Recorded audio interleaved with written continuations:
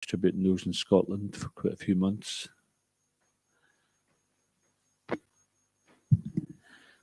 It was a special year, a lot of celebrations in that year.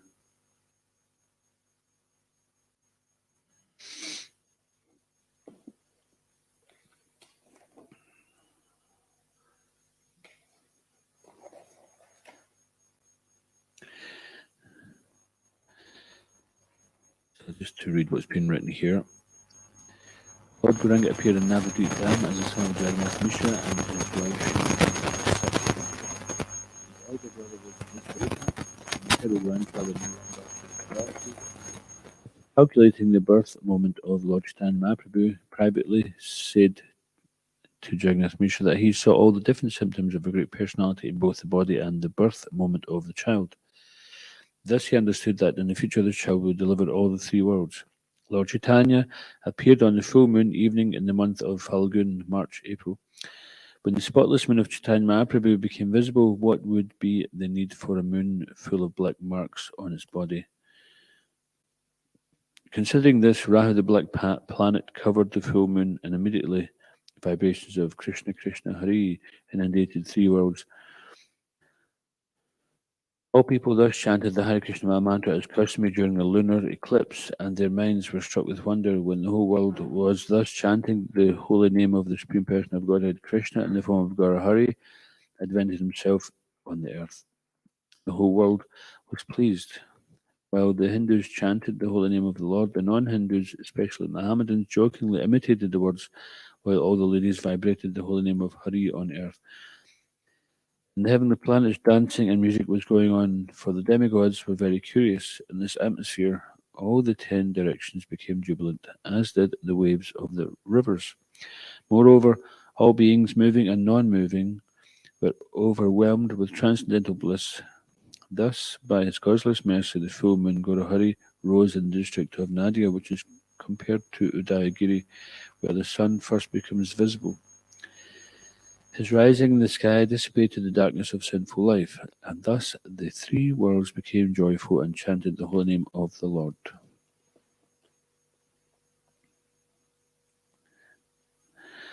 So tomorrow is actually the festival of Jagannath Mishra.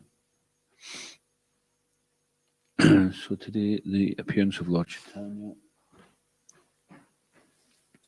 Thank you. Just before we have class and speak a bit about Lord Chaitanya, we'll read a little from Srila Prabhupada the Limrita. Be interesting to know what else happened on the planet on 1486 when the Lord appeared in other countries of the world. Although in the Western world they were termed the Dark Ages, there wasn't much noted in history in those days. Reading from Srila Prabhupada Limrita, Vrindavan, April 16th. When Srila Prabhupada arrived to finally conduct the Krishna Balaram Mandir opening, he was pleasantly surprised to see the three tall domes rising over the temple.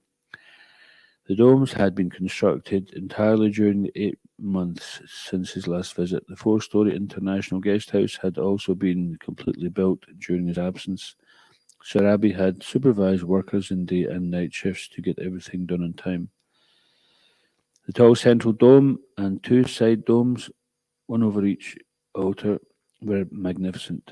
Their graceful form led the mind to higher thoughts and suggested an existence beyond the material world. The strength and beauty of the domes reminded one that beneath resided the deity of the Supreme Lord. The temple was to enlighten people to remove their nescience, and the domes eloquently spoke of this purpose. They could be seen for miles, rising boldly above the landscape of Vrindavan, proclaiming the worship of Krishna and Balaram. Each dome was topped by a copper kalash consisting of 3 balls representing lower, middle, and higher planets. And at the top, the eternal Sudarshan Chakra, the spinning wheel weapon of Lord Vishnu.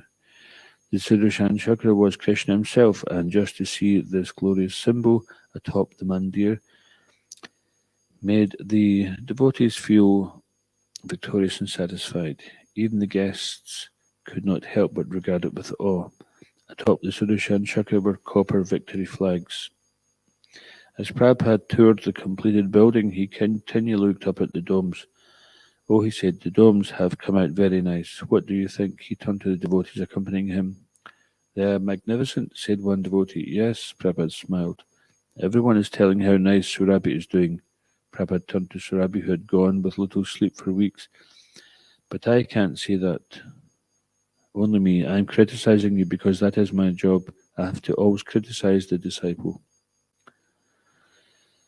Srila Prabhupada ki jai. And just because the spiritual master criticizes the disciple doesn't mean to say that he's a fault finder or that he doesn't like. He's driving the devotees on to serving unconditionally. Just regarding the domes, in the Scottish Yatra, we have a house in Vrindavan. It used to be that from the rooftop you could see the domes very clearly because they were literally just a stone's throw away, maybe a little further.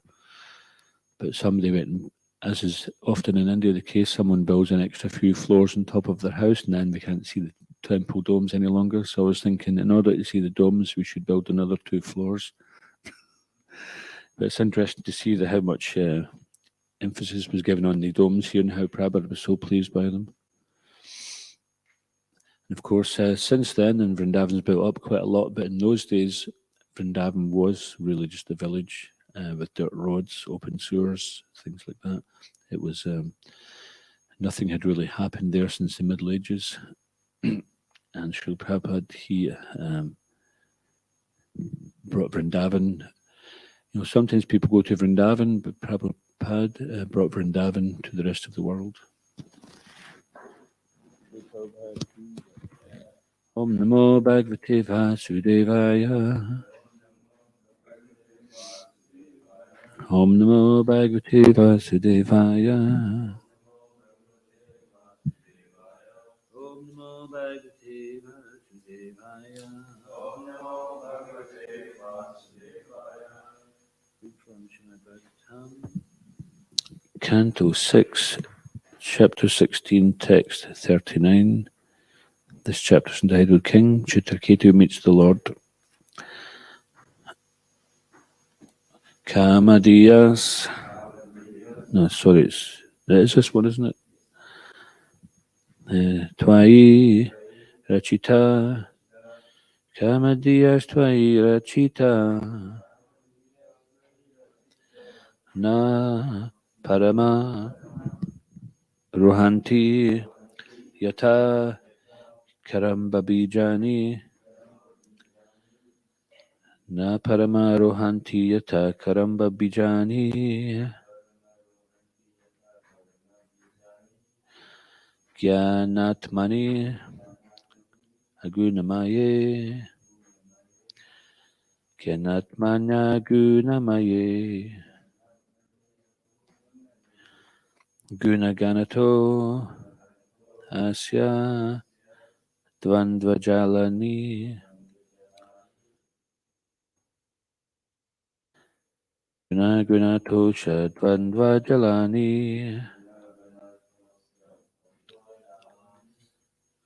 Kamadiyas Tvai Rachita. Na Paramaro Hanti Yata Karambabijani. Gyanatmanya Gunamaye. Gunagunato Shadvandvajalani.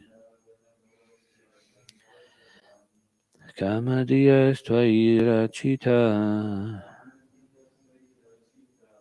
Na Paramaro Hanti Yata Karambabijani. Gyanatmanya Gunamaye. Gunagunato Shadvandvajalani. Please chant. Kamadiya Svairachita. Na Paramarahanti Yata Karambabijani. Gyanatmanya Gunamaye. Guna guna tosha dvanva jalani. Kamadhiya svairachita. Parama rohanti yathakram babajani.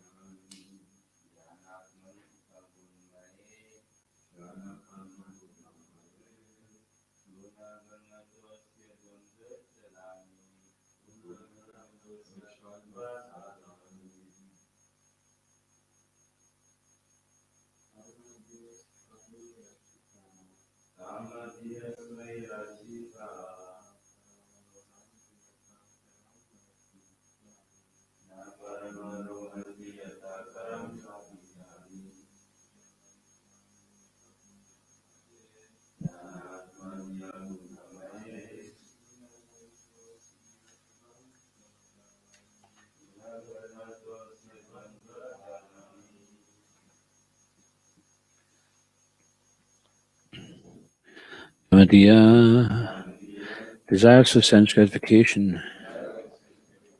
Tvai, in you. Rachita, performed. Na, not. Parama, O Supreme Personality of Godhead. Rohanti, do grow, produce other bodies. Yatha, just as. Shambhabijani, sterilized or fried seeds. Jnana Atmani, in you, whose existence is in full knowledge. Aguna Maye, who is not affected by the material qualities. Gunaganata, from the material qualities. Asya, of a person. Dvandvajalani, the networks of duality. Translation. O Supreme Lord, if persons obsessed with material desires for sense gratification, through material opulence, worship you, who are the source of all knowledge and are transcendental to material qualities, they are not subject to the material rebirth. The sterilized or fried seeds do not produce plants.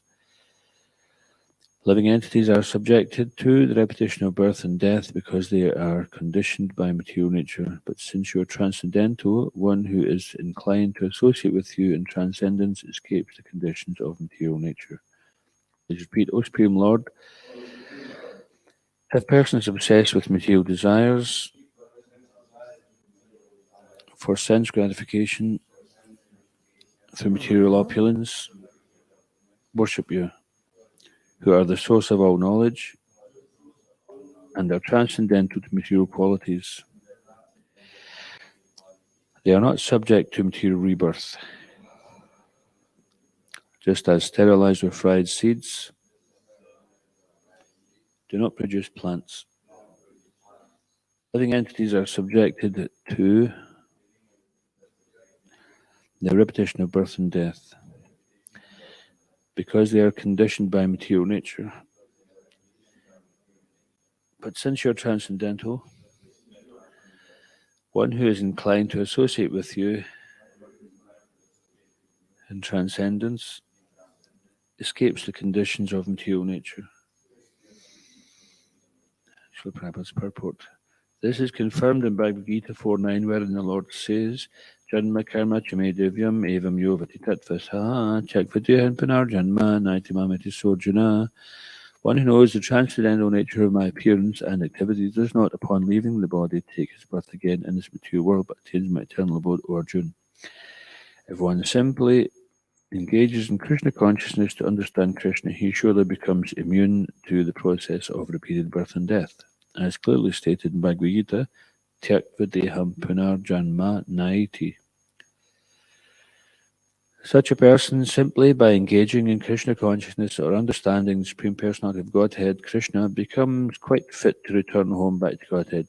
Even those who are obsessed with material desires may also come to worship the Supreme Personality of Godhead so steadily that they go back to Godhead.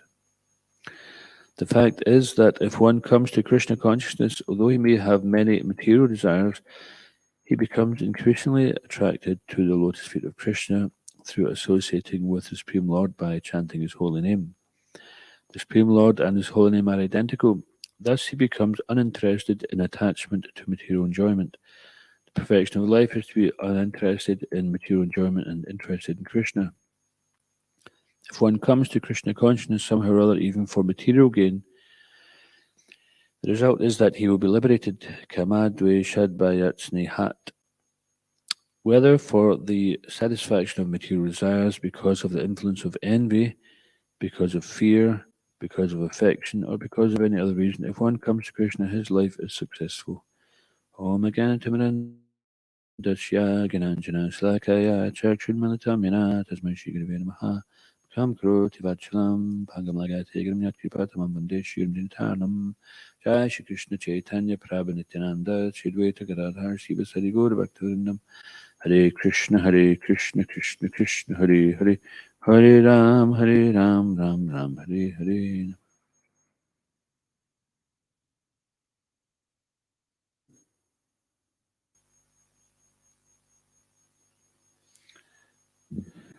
O Supreme Lord, if persons obsessed with material desires for sense gratification through material opulence worship you, who are the source of all knowledge and are transcendental to material qualities, they are not subject to material rebirth, just as sterilized or fried seeds do not produce plants.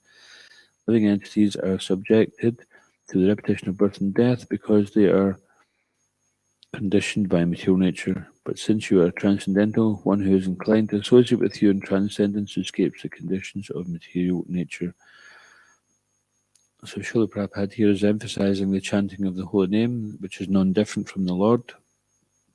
And regardless of whatever our initial purpose for approaching the Lord is, if we just do that activity of chanting the holy name and try to be attentive, there's many details in devotional service. Sometimes we even become a bit overwhelmed. So many rules and regulations, so many things to remember, so many books to read. We think, will I live long enough to read them all? And by the time I read it first, I feel I need to read it many times to try to get some grasp of it. But it's always boiled down to very simple terms as well. That of all the 10 offences, the cause of them is inattentiveness. So by this continued endeavour to be attentive, then we invite auspiciousness. Auspiciousness comes because of the association of the Lord. When Krishna appeared in Vrindavan, when he appeared 5,000 years ago, in Srimad Bhagavatam here in the first canto, chapter 3, is entitled Krishna is the source of all incarnations. And there's that famous verse, text 23, Ikonavim Shivim Shatime Vishnishu Prabhya Janmini Ramakrishnavi Tibuvo Bhagavan Aharad Baram. In the 19th and 20th incarnations, the Lord advented himself as Lord Balaram and Lord Krishna in the family of Vrishni, the Yadu dynasty, and by so doing he removed the burden of the world. So this is generally what the Lord does. He comes to remove the burden of the world. And he comes to remove the burden of the living entities, as Krishna appeared 5,000 years ago in his original transcendental form. And he also mentions that in the Bhagavad Gita, fools deride me avajananti mam mudha, fools. The fools deride me when I descend in my human-like form. They do not know my supreme dominion over all that be. They don't know its transcendental nature. And this has been described as a spider spins a web. He can travel all over that web, or generally she, because the she spiders are the boss of the spider family. And she's never entangled in that web. So this explains also Krishna, he creates the material world, but he's never entangled in it. If someone thinks that Krishna comes and is entangled in this world like the rest of us, that he's subject to the modes of material nature or subject to the law of karma, then he's mistaken. And because Krishna is Narayana Parovyaktat, Narayana is always transcendental to the creation. Before the creation was Narayan, after the creation is Narayan, and during creation is Narayan. And the spiritual world is ever existing, regardless of whether the material world is manifest or unmanifest. So, in the cosmic scale, the Lord is he's manifesting different universes at different times to accommodate living entities and their desires to enjoy separately from him. And mentioned in the first canto also, Srila Prabhupada says that this material world is an opportunity for the living entities to try to enjoy a little controllership, a little Ishvara Bhav, and try to enjoy separately from Krishna. But because we're eternal parts and parcels of Krishna, and because we are also superior energy than matter, there are Krishna's energies are categorized in different ways and different amounts at different times for different purposes. But essentially, there's two. There's the para prakriti and the apara prakriti. So the para prakriti means the superior energy, the transcendental energy, that which is not subject to effect from the material energy, which is known as the apara prakriti, or the inferior energy. And the living entity, we belong to the superior energy, but because we misidentify with the inferior energy, we become influenced, but only temporarily recovered. And Krishna explains this in Bhagavad Gita,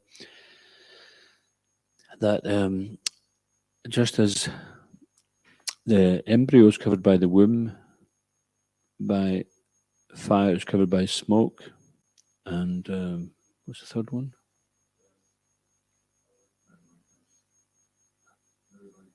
Matter covered by dust. Then the living entity is covered by different degrees of lust, dust, and lust. It settles on us. And sometimes, we can all admit that we're victims of this lust, anger, and greed. Everyone in the material world is subjected to these things, unless you're transcendental, unless you're Krishna conscious, where you're not affected by these. And even then, we see that Srila Prabhupada, he would exhibit sometimes transcendental anger, transcendental greed. Prabhupada said his main fault was that he couldn't think small. And because of this, the spiritual master is driving the devotees to do better than they would think they can do themselves. He's qualifying them for Krishna's eternal association. And sometimes we feel like that, it's too much. I'm trying to be a devotee, trying to do everything we have to do. But and that was nothing new. They were complaining to Srila Prabhupada about this. Oh, Prabhupada, you're pushing so much. He says, I'm not pushing, I'm also being pushed. So this is coming from Krishna. He's pushing us out of the material world. We are limiting ourselves, thinking, I can only do this, I can only do that. And then we're convincing ourselves that that's all we can do. But Krishna, he's Ajit, he's unconquerable. So when you've got Krishna behind them, you can do amazing things.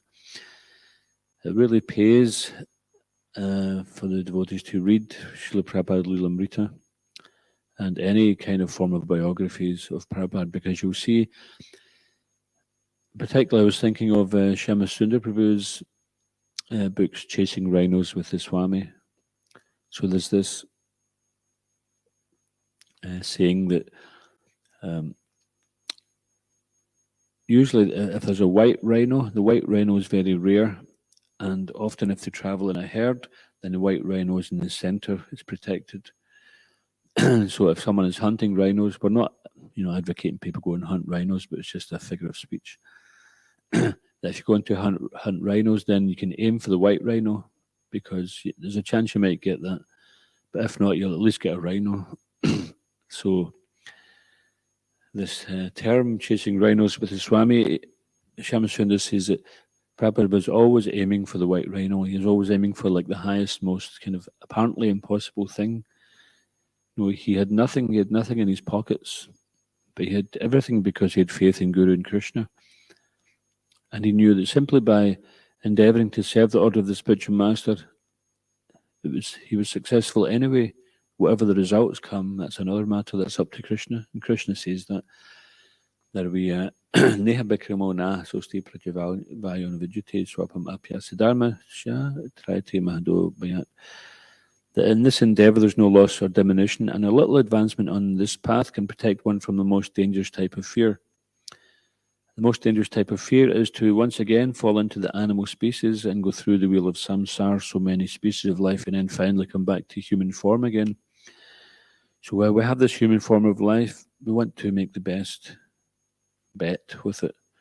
Just like if anyone here ever gambled, that wasn't something I was very keen on, but if you're gambling, or even if you're playing a game of Monopoly or something like that, then you want to be careful what you invest in because it's all a gamble. So you're trying to be strategic so that you can make the best outcome.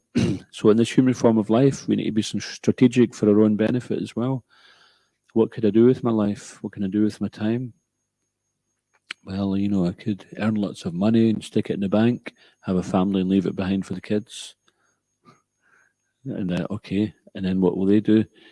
They'll maybe do the same, and just each generation try to improve, or they may squander it. Sometimes that happens. People work all their life, leave their wealth behind, their life's earnings, they turn their time into pay. Work hard all day, turn their time into pay. What's that song by Manglananda? If you ain't got the honey there in your money, there's something you ought to know. You can work hard all day, turn your time into pay, but you leave it behind when you go. So such wisdom, Vedic wisdom, coming straight from Prabhupada's books. So we have to consider this. We leave it behind and we think, oh, it's for my beloved dependents.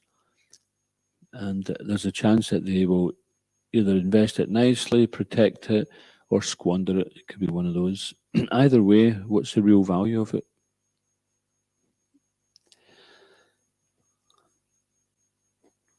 What's the value of the human form of life is how we use our time, to utilize our time. The time is so valuable, you can't buy it. You can buy it, when it's happening, but you can't buy it back. When you've sold that time, you can't say, oh, I changed my mind. Here's your money back, give me my time back. You can't do that. So therefore, the most valuable thing we can do with our time is give it to Krishna.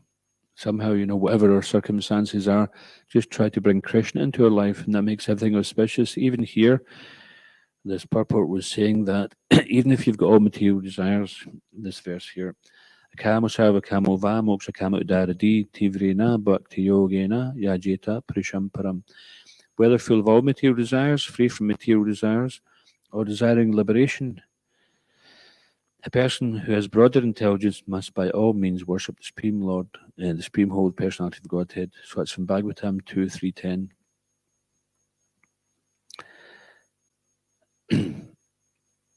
So I quoted from the Srimad Bhagavatam, first canto, chapter 3, text 23, about the appearance of Lord Krishna and Lord Balaram.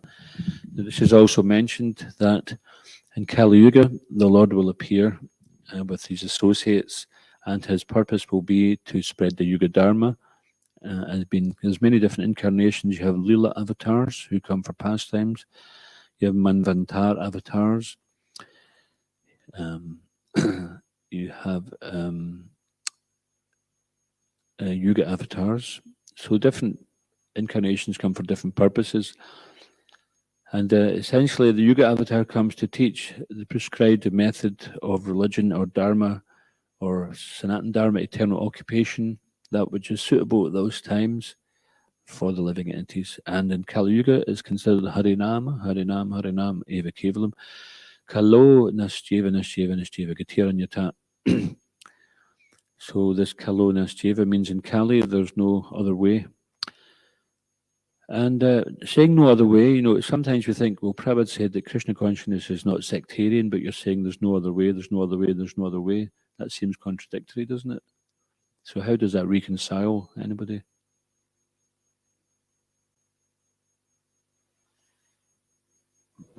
Because God is transcendental, and it's like chanting the holy names of the Lord.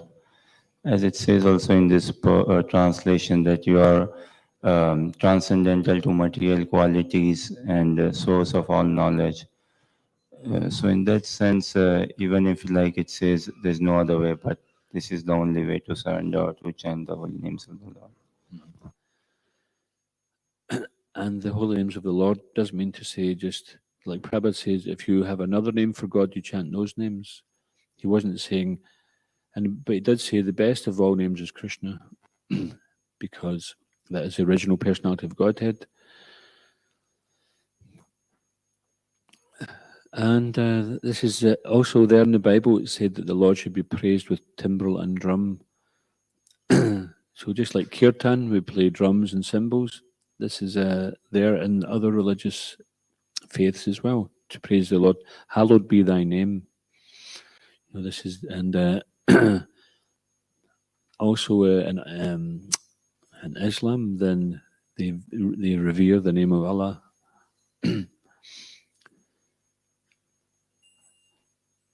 Unfortunately, some people think God's name is so holy that it shouldn't be chanted, but that's not the case. God is so holy that we should chant it, otherwise how are we going to get purified?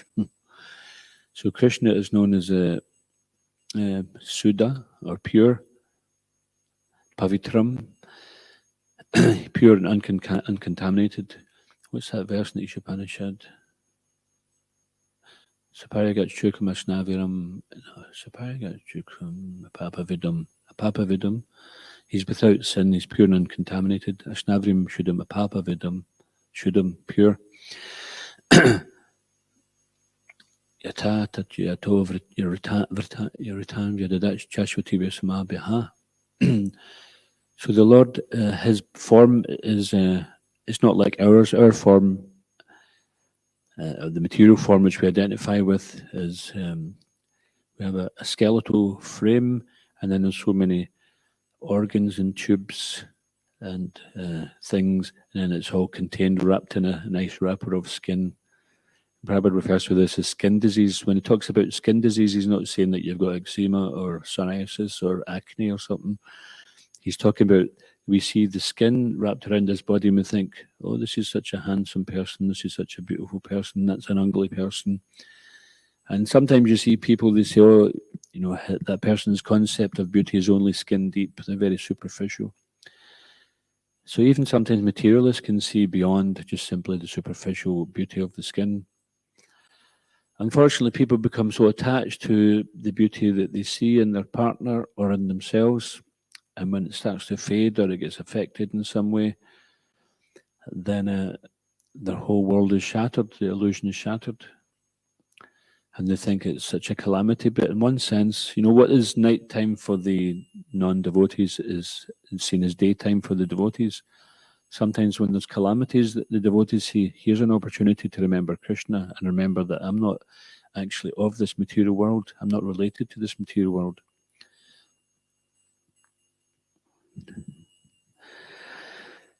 So in the next verse of Srimad Bhagavatam in the first canto, Tata kalo sampravrite samohaya suradvisham buddho nam nanjaya sutta kikateshu bhavishyati. Then, in the beginning of Kali Yuga, the Lord will appear as Lord Buddha, the son of Anjana, in the province of Gaya, just for the purpose of deluding those who are envious of the faithful theist. Prabhupada explains there the purpose of Lord Buddha, which was to, as people were misusing the Vedas at that time, they were using one verse. I can't remember the Sanskrit, but the purport of the verse was the translation of the verse explained that it was for people who are involved in meat eating, and they were making a lot of money from that, breeding animals for slaughter, and they were using this verse of the Vedas to try to justify. And basically, the verse said, I am killing you now, but in the future you will kill me. And the purpose of that verse wasn't to allow slaughtering of animals to go on, but it was to awaken the intelligence of those who were blinded by their lust for flesh to think, well, I'm killing you now, and I'm going to be killed by you in the future. Why should I do this? That was the purpose of it. Not that, okay, we just chant this mantra and then we can open up a slaughterhouse. So this is what happens. Krishna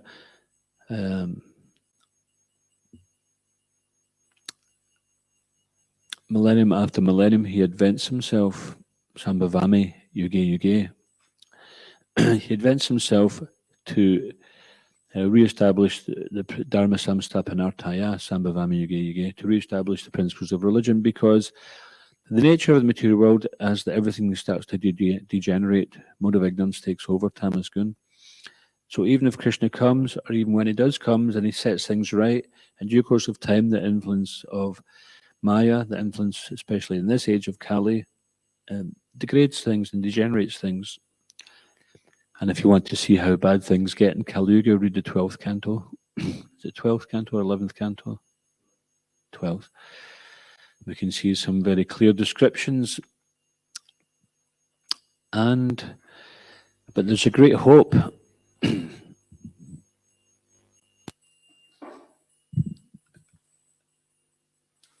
One disciple of Srila Prabhupada, Prajapati Dasa, I heard it on a morning walk. Hoksha and I know Prajapati, who unfortunately passed away, but he's got a very distinctive voice. He was an actor, and he was very emphatic in his voice. And he says, Srila Prabhupada, there's so much sinful activities going on in this world, but surely there must be some big karmic reaction for everybody. And he says, yes, but only because of this Sanktan mission of Lord Chaitanya. The Sanktan mission is holding back the tide of Kali Yuga. So therefore, when there's some danger in the world, we shouldn't become, just like people think, they're worried about war, or they're worried about environmental crisis, etc. These things may all be there. But the opulence of the planet is obtained through yajna. When yajnas are being performed, then rains are produced, fall, and grains are produced. Without the rain, it's mentioned in the end of Kali Yuga, there's always clouds in the sky, but it never rains. Imagine that. Scotland, I think we're getting trained up for the end of Kali Yuga. No, it does rain actually. It rains a lot, but often there's clouds in the sky and it still doesn't rain. But just imagine there's always clouds in the sky, so you don't see daylight practically. So what kind of health situation must the living entities be in without daylight? They're deprived of that because they've messed things up. Krishna gives us a wonderful gift, and what do? We mess it up. We're just so stupid and selfish. We can't see that we're actually shooting ourselves in the foot.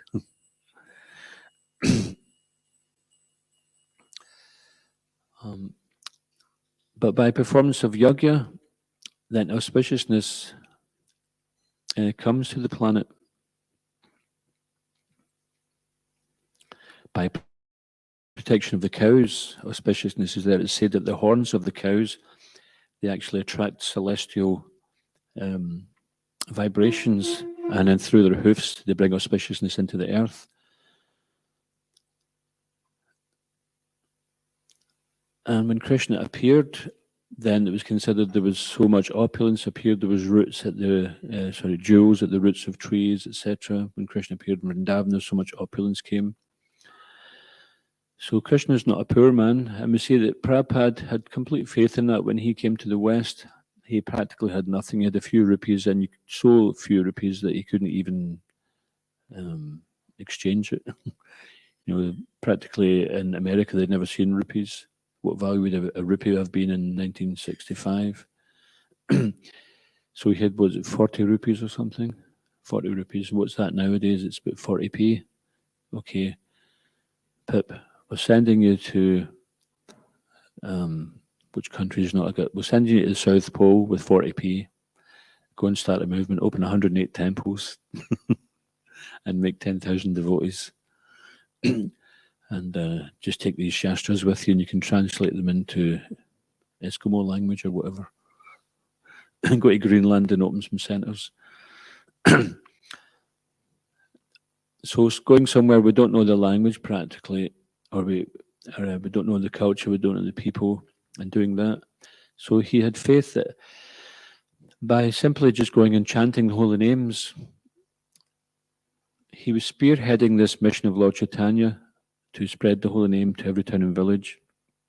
So just as Buddha appeared at the beginning of Kali Yuga, and later on Lord Shiva appeared as Sankaracharya, Mayavada Shastram, Lord Shiva says to Parvati that in the age of Kali, I can't remember the Kali Brahmana Murti now, I take the form of a Brahmin in Kali Yuga and preach this Mayavadi philosophy to, just as Buddha was appearing to teach Ahimsa, that was his main teaching, but he was, his ultimate conclusion was nirvana, or the cessation of material activity.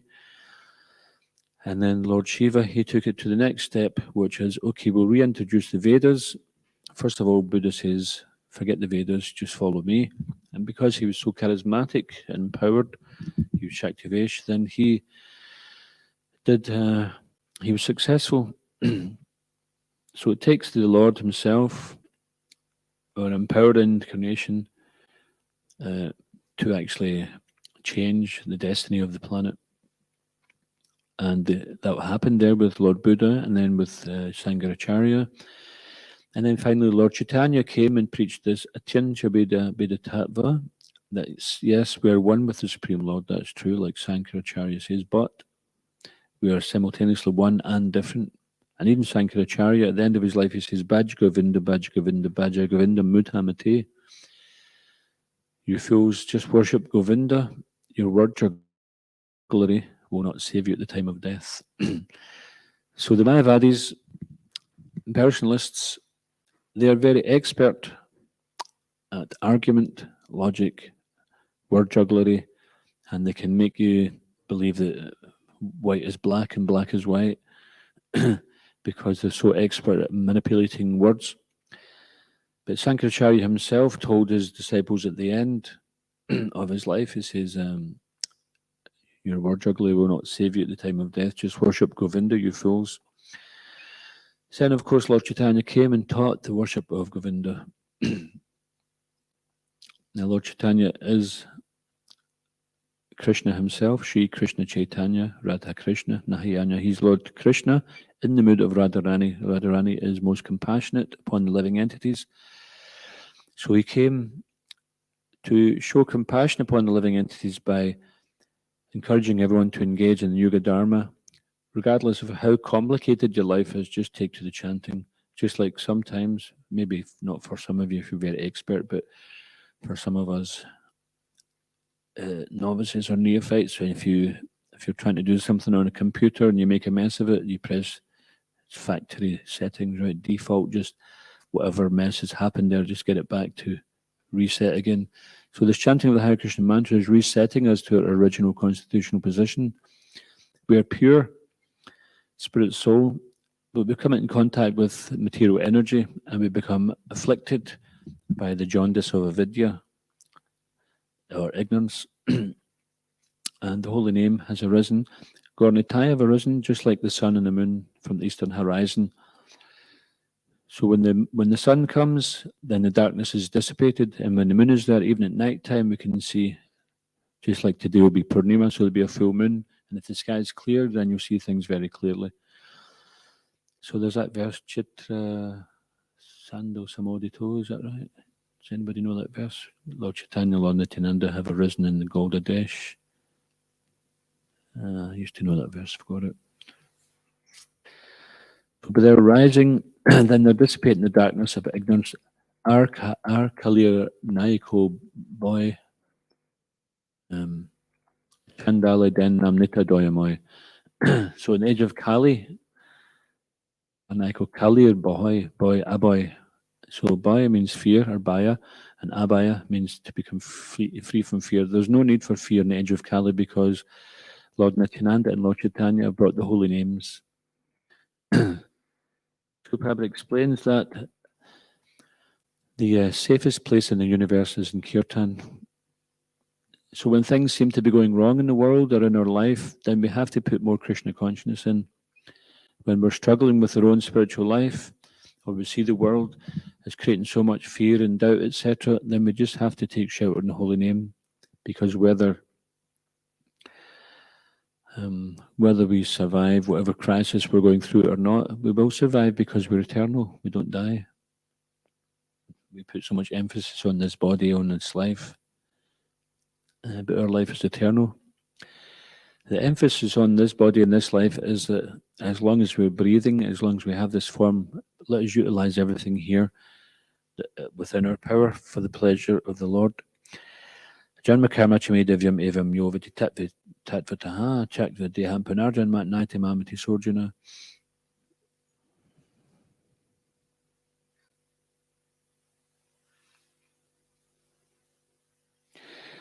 So one who knows the transcendental nature of my appearance and activities does not, upon leaving the body, take birth again in this material world, but attains my eternal abode, O Arjuna. So Krishna was promising this to Arjuna, but he's promising it to all of us. The Gita was spoken not just for Arjuna, but Arjuna voluntarily accepted as a service to the Lord to be put into illusion so that the Lord could speak Bhagavad Gita for us. It's not like, oh, this is historical, it applied to Arjuna. Hope he did all right. Okay, I'm on with something else in life. But no, it's for us. It's specifically for us. Krishna meant it for you. It meant it for me. It applies to us. Arjuna was already the Lord's eternal servant. He wasn't really in need of Bhagavad Gita, but he accepted the situation to serve the Lord's purpose. And similarly, we can do the same. Sometimes we accept so many situations for the purpose of the Lord, for the pleasure of the Lord. And this makes us Krishna Priya, become dear to the Lord, or Gaura Priya, when we engage in serving the mission of the Lord beyond our own comfort. Bhaktivinoda Thakur said, can't remember the Bengali, but he says, give up self-comforting. So, of course, it doesn't mean to say that we have to apply some unnecessary austerities. Austerities will come or may not be there, but our purpose is there. Just like sometimes people do cross-country running. Anyone ever done cross-country running? We used to do it at school. I don't know if you ever did it. Used to be part of the PE. Whenever it was cross-country running, it was quite a lot of sick notes were handed in if you knew it was coming, because it was quite an effort. Going from like a stagnant layabout life of a teenager to all of a sudden having to run a few miles. But those who wanted to get that destination of achieving that, to prove to themselves they could do it for whatever reason they wanted to do it. Maybe they had some bigger plans for themselves. Then whatever was in the way, they wouldn't give up. Like if they're running along and there's a stream or there's a marsh or there's a hedge or a fence or something, they wouldn't be put off by it, even if it meant they got muddy or scraped or grazed. They would go on with it because they had a goal. So similarly, our goal is want to please Chaitanya Mahaprabhu, want to please the spiritual master. And if our determination is to do that, then whatever comes, then we have to not be swayed. Bhogashvaya prasaktanam taya paritachetasam. So those who are too attached to material opulence, bhoga, sense gratification, and aishwarya, bhoga aishwarya, and who are bewildered by such things, the resolute determination to perform devotional service does not take place. So Krishna is warning us, don't become distracted by bhoga, sense enjoyment, or aishwarya, opulence. These things will disrupt, they'll distract your determination. And often we might say, well, I don't even have any determination to start with. Well, that's why we need association, isn't it? We associate with others who are more determined than us, and we try to take some lessons from them. The devotional service is simple, but it's not necessarily easy. Sometimes simple things are not always easy. But when we do it, it's worthwhile. We won't regret it.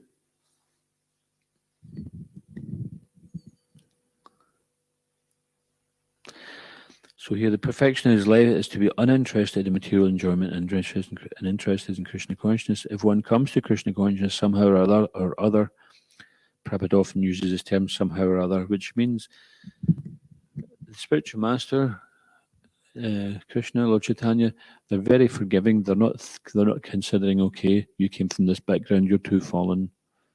somehow or another, wherever you came from, whatever your purpose of being here is, just come. That's all. Just come and take prasad and chant Hare Krishna, because they have so much faith that if you just do that, auspiciousness is going to come into your life just by doing that.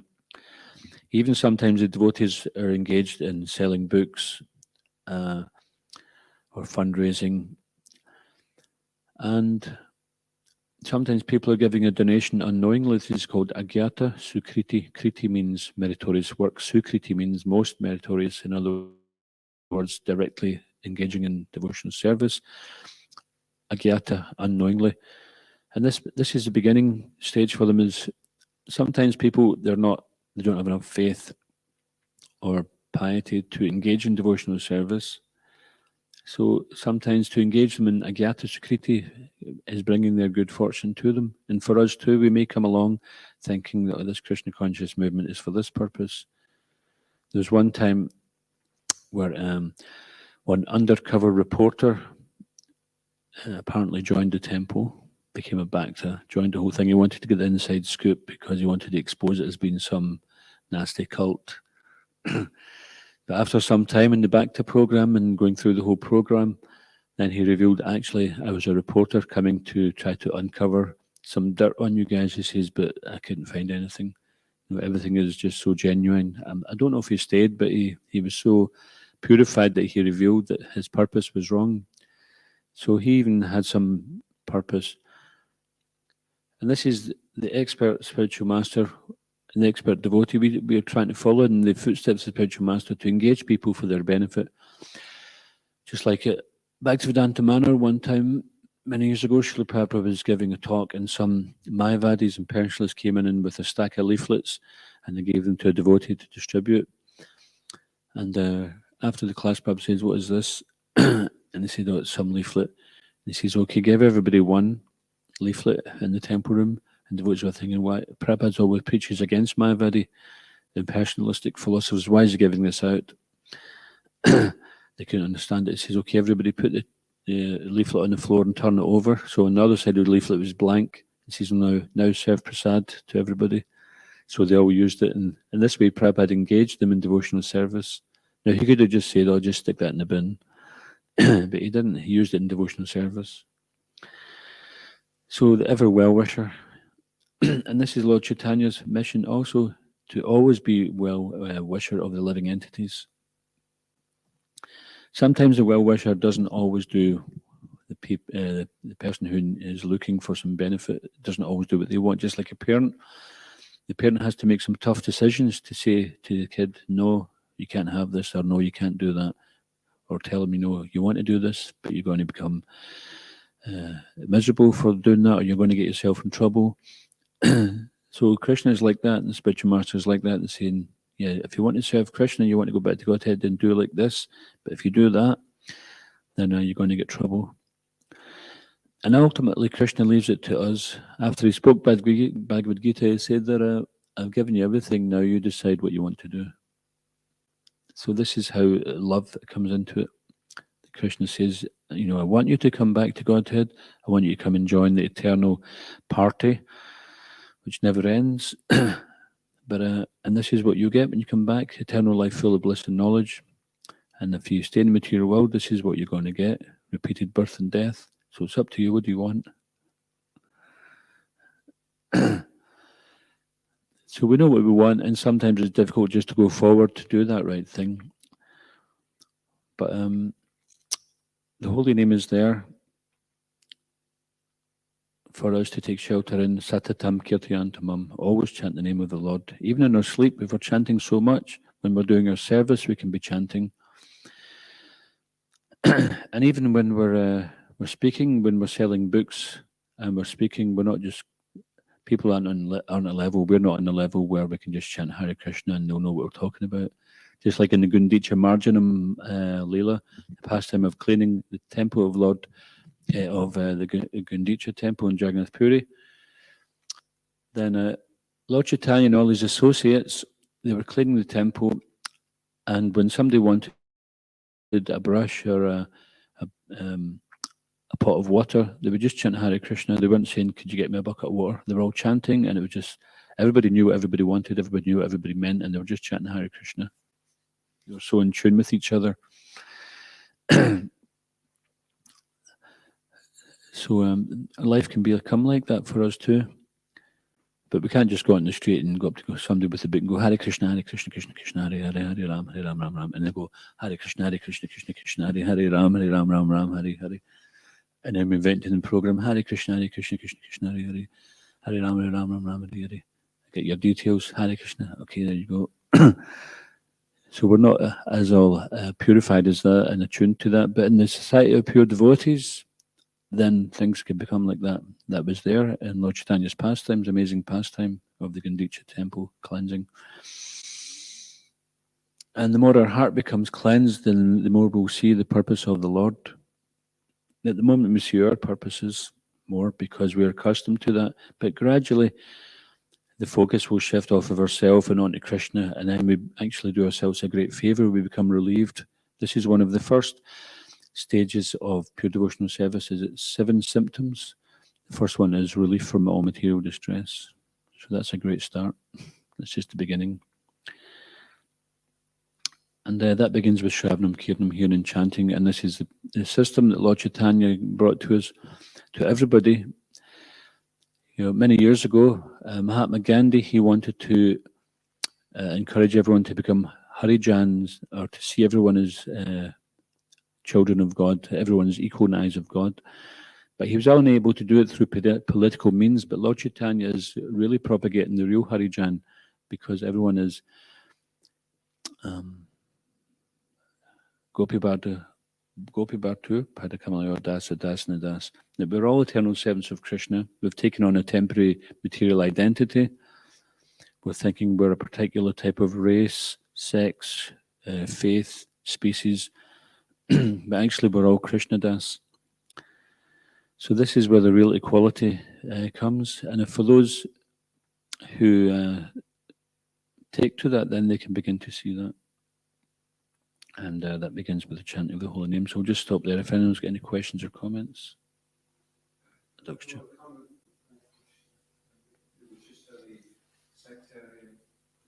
Question. You know, someone says it's sectarian Krishna consciousness. On the one hand, we're saying it's the only way, and then on the other hand, we're saying it's not sectarian. And I was thinking of the example of there's many men in the room who are blind, and there's an elephant in the room as well.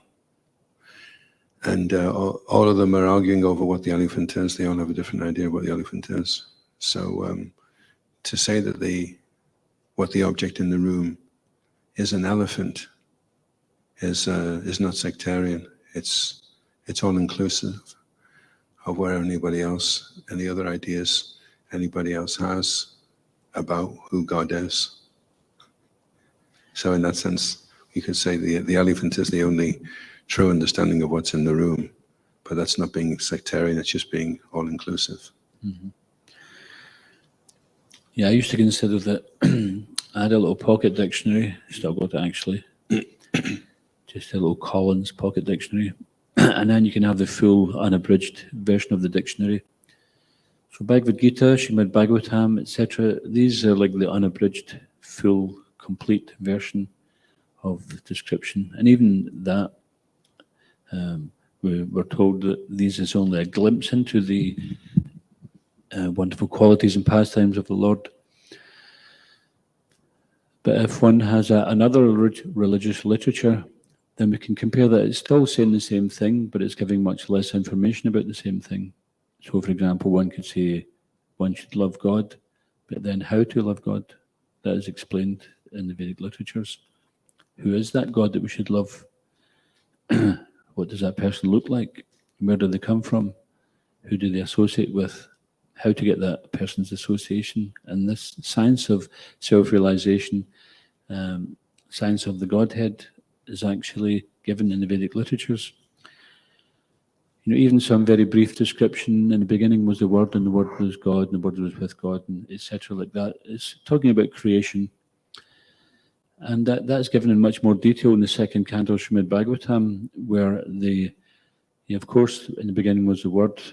Now, this is also explained in the Srimad Bhagavatam, where The gross elements are emanating from the subtle elements, from the sound vibration, etc. So it's just learning more about the same thing. So there's no contradiction, really. Yeah, I was thinking when I was a kid, it says, "Hallowed be thy name." And I was used to wonder when I was a kid, well, what's the name? So it was nice when Srila Prabhupada clearly said, what is the name? What is the mantra to chant? So it's not sectarian, it's just they've got a vague, everything is very vague. And then suddenly we find out, well, God has a name and his name is Krishna. And he lives in Goloka. His dad's called Nanda. He likes to hang out with the cows. And so suddenly everything goes very clear, So that's not contradicting what anybody else is saying. Yeah, it includes, so it's just like in primary one, you might learn 1 and 1 is 2. So that doesn't mean to say that 1 and 1 is not 3. So we say 1 and 1 is 2, and that's it. That's the absolute truth. And then you see some maths professor with a big calculation on the board, and a little 5-year-old kid says, "What's all this scribbles on the board? Get that off. Just write 1 and 1 is 2." But it's already included. Jayadvaita Maharaj gave a very nice example once. They said, so I was in Durban at the time I heard this lecture. He was given, so someone from a different faith came along and says, "Well, why do you just read the Bhagavad Gita, etc.? Why don't you read, other religious books?" And he says, "Well, if I'm sitting down to a big feast with, pakoras, sabji, rice, apple chutney, etc., and you come up and offer me an apple and say, 'Look, I'll give you this apple if you give up the feast,' then why would I take the apple? The apple's already included in my feast." So it's not that your apple is not food as well. It's not that it's one or the other. They both are food, but one is more than the other. So it's truths may be there, and Prabhupada explains that in the beginning. The introduction to Bhagavad Gita says that in the Bhagavad Gita you'll find many truths that you'll find in other religious scriptures, but you'll also find many truths there which you won't find elsewhere. So it's not that we're being elitist about this. We're inviting everybody to learn more about their own God, their own conception of God, so they can understand God better, the same God. So I'll just finish with this here. So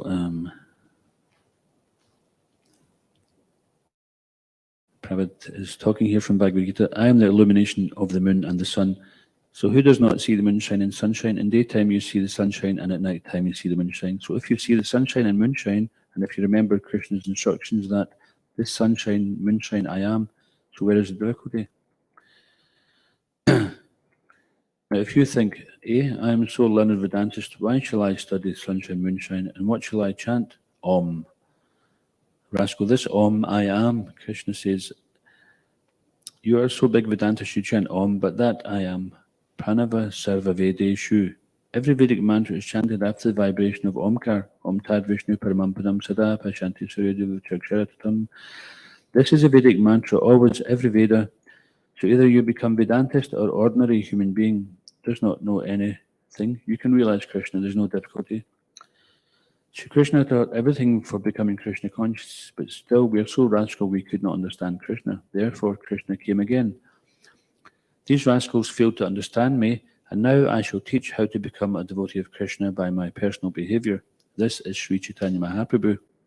By his personal behavior, don't think that because he's playing the part, just like somebody is giving massage to my body, so he's not giving properly. So immediately I take this hand and I begin to give massage. Do like this, do like this. That does not mean I am masseur or I'm a servant of that person. So if you understand, sometimes Prabhupada would be getting a massage, but he knows what a massage is supposed to be. So if he's training his disciple to give a massage, and then he's doing it wrong, he says, no, don't do like this. He takes the hand of the person, he says, do it here, do like this. So the point is, when the Lord comes and teaches us to do like this, do like that, it's not that he is the servant, it's not that he is the Jivatma. He's come to show us, do like this is how a devotee acts. Similarly, don't forget that Sri Chaitanya Mahaprabhu is the Supreme Personality of Godhead, Sri Krishna Chaitanya Radha Krishna Ahiyanya. You're worshipping Radha and Krishna, and there is Chaitanya Mahaprabhu's deity also. There are some parties that they protest why Chaitanya Mahaprabhu's deity should be placed along with Krishna. But they do not know Shri Krishna Chaitanya Radha Krishna Nahiyanya. It is not different. So Shri Krishna Chaitanya is Krishna. It is conferred by the Shastras. Here it says Channa Kalo Yad Abhava. In the Kali Yuga, directly he does not appear as an incarnation like Nrsimhadev, Vamandev, or Lord Ramachandra, but as a devotee. He's the same incarnation. Lord Chaitanya Mahaprabhu Abhavat. Therefore, sometimes you are called as Tri Yuga. There are 4 yugas, but he is known as 3 yugas because in Kali Yuga he appears as a devotee. So today is the appearance of Sri Chaitanya Mahaprabhu, and this is his birthplace, Sri Mayapur, and you're all present here. It's great fortune. Always remember Chaitanya Mahaprabhu and chant Sri Krishna Chaitanya Prabhu Nityananda Shri Advaita Gadadhar Shiva Sadi Gaura Bhaktivinoda Hare Krishna Krishna Krishna Hare Hare Hare Ram Ram Ram Hare Hare. This will make your life perfect. Thank you very much. Hare Krishna. Srila Prabhupada ki, Shri Shri Chaitanya Mahaprabhu ki, Shri Chaitanya Mahaprabhu ki, Srimad Bhagavatam ki, Shri Gaura Purnima ki, Nitai Gaur Premanande. Space Prabhupada Prana Prabhu ki. Gaura Bhaktavrinda ki.